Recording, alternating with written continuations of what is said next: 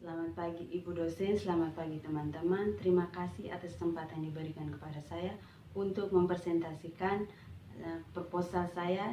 Perkenalkan, nama lengkap saya Agustina Drampayon dengan NIM 2018-270-658. Dengan judul proposal saya, penerapan model pembelajaran kontekstual Teaching and Learning atau CTL untuk meningkatkan hasil belajar peserta didik dalam mata pelajaran IPA di kelas 5 SD Impres Lowobele, Kecamatan Adanara Tengah, Kabupaten Flores Timur.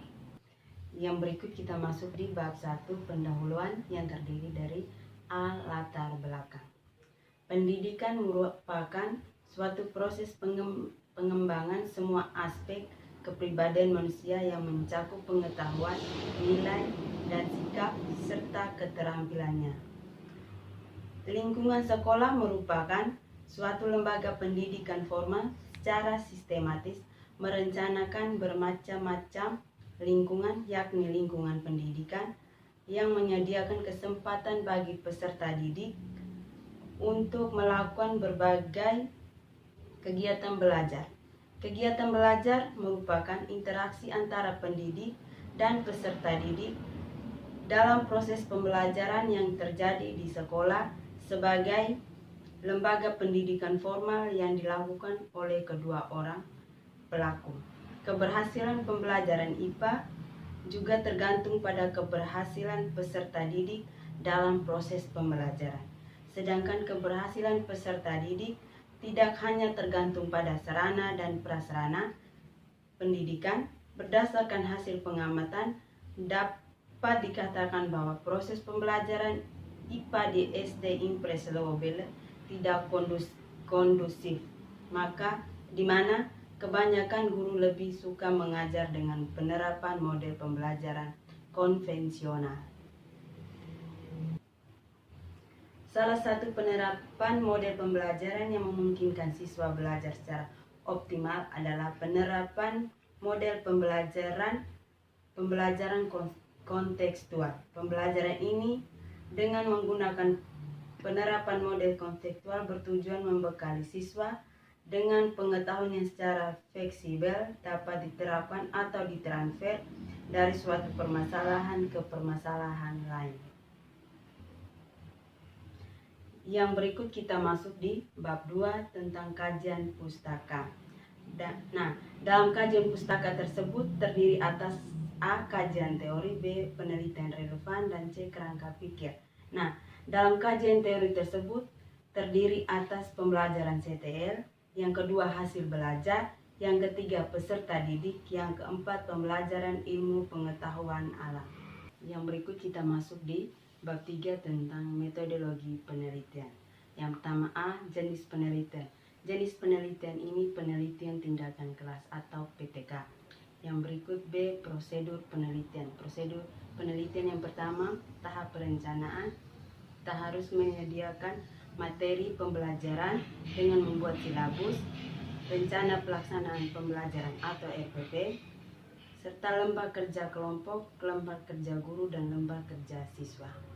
Yang kedua, menyiapkan media pembelajaran yang berkaitan dengan buku-buku sumber.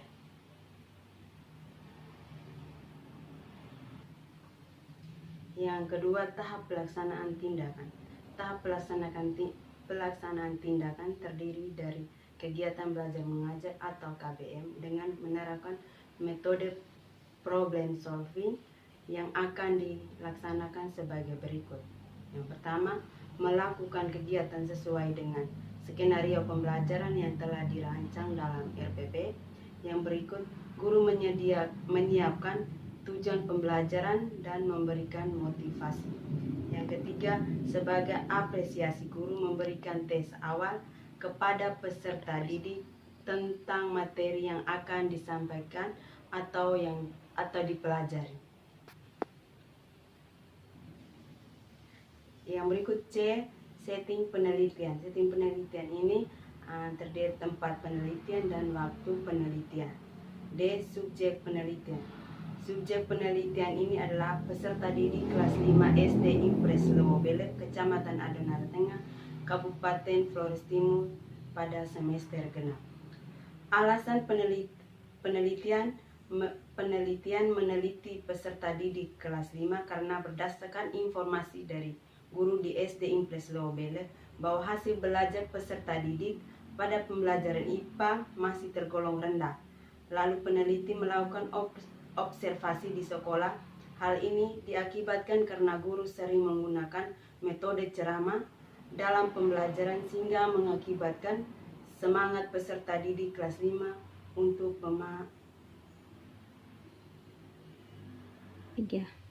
metode ceramah dalam pembelajaran sehingga mengakibatkan semangat peserta didik di kelas 5 untuk memahami isi pembelajaran tersebut.